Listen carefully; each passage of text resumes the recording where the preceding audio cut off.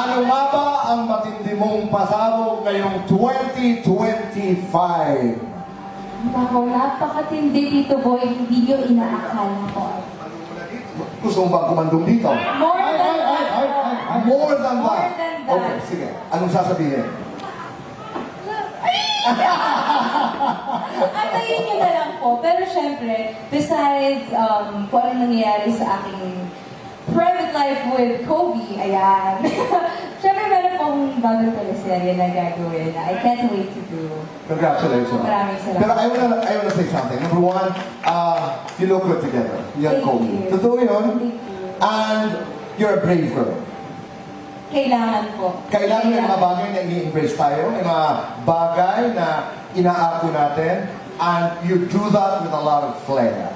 Thank you po. Kaya walang kasing ganda. Kaya, kakaldong ako sa inyo, boy. Ayan. Ayan.